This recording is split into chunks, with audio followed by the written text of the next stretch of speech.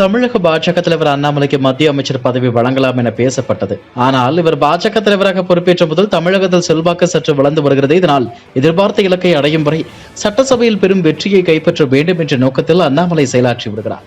தமிழகத்தில் பாஜக கட்சியை வளர்க்கவே ஆசைப்படுகிறார். இதனால் மாநிலத்தில் கட்சியை நல்ல நிலைமைக்கு கொண்டு வர தேசிய பாஜக தலைவர்களும் முடிவு செய்திருப்பதாக டெல்லி வட்டாரம் தெரிவிக்கிறது. இதனால் அண்ணாமலை பாஜக தலைவராகவே தொடர்வார். அவர் மத்திய அமைச்சராக மாட்டார் என்று ஏற்கனவே அமைச்சராக இருந்த முருகன் மட்டுமே மத்திய அமைச்சராக தொடர்வார் என தகவல்கள் தெரிவிக்கின்றன. மதுரை வந்த காங்கிரஸ் மூத்த தலைவர் EVK இளங்கோவன் செய்தியாளரிடம் பேசும்போது, பிரதமர் மோடி தனது போக்கை மாற்றிக்கொள்ளவில்லை, ஒரு நாடக நடிகரை போல செயல்படுகிறார். தேர்தல் பிரச்சாரத்தின் கடைசி 10 நாட்கள் நிதானமின்றி பேசினார். தமிழிசை முருகன் மாநில தலைவராக இருந்த காலகட்டத்தை விட பாஜக தற்போது வலுவிழந்துள்ளது. தமிழிசை சவுந்தரராஜனின் தோல்வி அரசனை நம்பி புருஷனை கைவிட்ட கதையாக உள்ளது. மயிலாப்பூர் வங்கி மோசடி விவகாரத்தில் தமிழிசை சவுந்தரராஜன் குரல் கொடுக்கவில்லை. அண்ணாமலை கவுன்சிலருக்கு போட்டியிட்டால் கூட வெற்றி பெற முடியாது. கோவையில் நின்று தோல்வி தழுவியுள்ளார். எந்த காலத்திலும் தமிழகத்தில் பாஜக கால் ஊன்ற முடியாது. காமராஜர் ஆட்சி போல MK ஸ்டாலின் நல்ல ஆட்சியை தந்து கொண்டிருக்கிறார். மலைக்கு சென்று வந்த பின்னர் ரஜினிகாந்திற்கு தெளிவு ஏற்பட்டிருக்கிறது. பிரதமர் மோடி 3ஆம் முறையாக பதவியேற்பது இந்திய மக்களுக்கு ஏற்பட்ட வேதனை என்றார். லோக்சபா தேர்தலில் முன்னாள் முதலமைச்சர் குமாரசாமி பாஜக வேட்பாளராக மாண்டியாவில் போட்டியிட்டு வெற்றி பெற்றார். மதச்சார்பற்ற ஜனதாதளம் கட்சியை சேர்ந்த குமாரசாமி மத்திய அமைச்சரவையில் இடம் வழங்கப்பட்டுள்ளது. இந்த நிலையில் மதச்சார்பற்ற ஜனதாதளம் கட்சிக்கு மத்திய அமைச்சரவை இடம் அளித்ததற்கு நன்றி தெரிவித்து முன்னாள் பிரதமர் தேவகவுடா பிரதமர் மோடிக்கு கடிதம் எழுதியுள்ளார். அந்த கடிதத்தில் கூறியிருப்பதாவது, உடல்நிலையை கருத்தில் கொண்டு பதவியேற்பு விழாவில் கலந்து கொள்ள முடியாது. மத்திய அமைச்சரவையில் மதச்சார்பற்ற ஜனதாதளம் கட்சிக்கு இடம் தருவதற்கு நன்றி. மத்திய கூட்டணி அரசில் எங்கள் கட்சியை சேர்ந்தவர்கள் முழு அர்ப்பணிப்புடன் பணியாற்றுவர் என கூறியுள்ளார். நீட் தேர்வு முறைகேடு குறித்து பார்லிமெண்டில் குரல் எழுப்புவேன். இந்தியா கூட்டணி மீது இளம் வாக்காளர்கள் நம்பிக்கை வைத்துள்ளனர் என காங்கிரஸ் MP ராகுல் காந்தி தெரிவித்துள்ளார். இதுகுறித்து அவர் X சமூக வலைதள பக்கத்தில் வெளியிட்டுள்ள அறிக்கையில், நீட் தேர்வு முறைகேடு குறித்து நாடாளுமன்றத்தில் குரல் எழுப்புவேன். இந்தியா கூட்டணி மீது இளம் வாக்காளர்கள் நம்பிக்கை வைத்துள்ளனர். அவர்கள் குரல் ஒடுக்கப்படுவதை ஏற்க மாட்டோம். நீட் தேர்வு வினாத்தால் கசிந்ததை அரசு தொடர்ந்து மறுத்து வருகிறது. நீட் தேர்வில் முறைகேடு நடந்துள்ளதால் 24 லட்சத்திற்கும் மேற்பட்ட மாணவர்களையும் அவரது குடும்பத்தையும் பாதிப்புக்குள்ளாக்கியுள்ளது.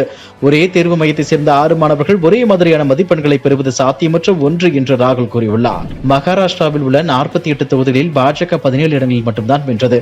அதில் ஒரு இடத்தில் மட்டும்தான் அஜித் பவார் கட்சி வென்றது. அக்கட்சியின் பிரஃபுல் பட்டேல் MP-யாக தேர்வானார். இந்நிலையில் மத்திய அமைச்சரவையில் பிரஃபுல் பட்டேலுக்கு வழங்கப்பட்ட இணையமைச்சர் பதவியை ஏற்க அஜித் பவார் தலைமையிலான தேசியவாத காங்கிரஸ் கட்சி மறுப்பு தெரிவித்துள்ளது. அதனால் மோடி அமைச்சரவையில் அஜித் பவார் கட்சி இடம்பெறவில்லை. இது தொடர்பாக பேசிய மராட்டிய துணை முதலமைச்சர் அஜித் பவார், பிரஃபுல் பட்டேல் ஏற்கனவே ஒன்றிய அமைச்சராக பதவி வகித்துள்ளார். அப்படி இருக்கும்போது இணையமைச்சர் பதவி ஏற்பதில் எங்களுக்குள் உடன்பாடு இல்லை.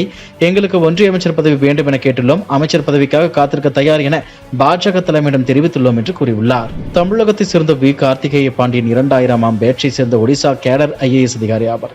சமீபத்தில் அவர் அரசு பொறுப்பை உதறிவிட்டு நவீன் பட்நாயக் முன்னிலையில் பிஜு ஜனதாதளம் கட்சியில் இணைந்தார்.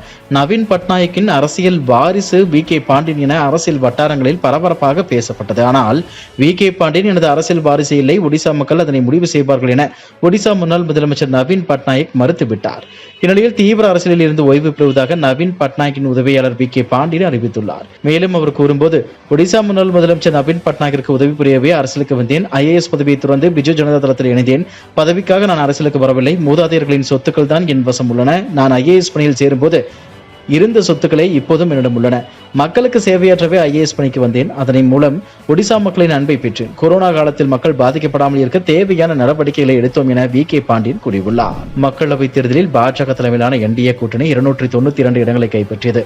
கூட்டணி கட்சிகள் ஆதரவுடன் பாஜக மீண்டும் வெற்றி பெற்று ஆட்சியை தக்க வைத்துள்ள நிலையில் நேற்று முன்தினம் நடைபெற்ற NDA புதிய MPக்கள் கூட்டத்தில் அக்கூட்டணியின் பாராளுமன்ற தலைவராக மோடி தேர்ந்தெடுக்கப்பட்டார். கூட்டம் முடிந்த பின் குடியரசுத் தலைவர் திரௌபதி முர்முவை சந்தித்த மோடி தனது பிரதமர் பதவியை ராஜினாமா செய்வதற்கான கடிதத்தை வழங்கினார். இதனைத் தொடர்ந்து ஜூன் 9 இரவு 7:15 மணி அளவில் பிரதமராக மோடி 3வது முறையாக பதவியேற்றார். குடியரசுத் தலைவர் திரௌபதி முர்மு மோடிக்கு பதவி பிரமாணம் செய்து வைத்தார். இந்திய வரலாற்றில் ஜவஹர்லால் நேருவுக்கு பிறகு தொடர்ந்து 3வது முறை பிரதமராகும் பெருமையை மோடி பெற்றுள்ளார் என்பது குறிப்பிடத்தக்கது. இதுபோன்ற செய்திகளை மேலும் தெரிந்து கொள்ள எங்களது YouTube, Facebook மற்றும் Twitter ஆப்களை சப்ஸ்கிரைப் செய்யவும்.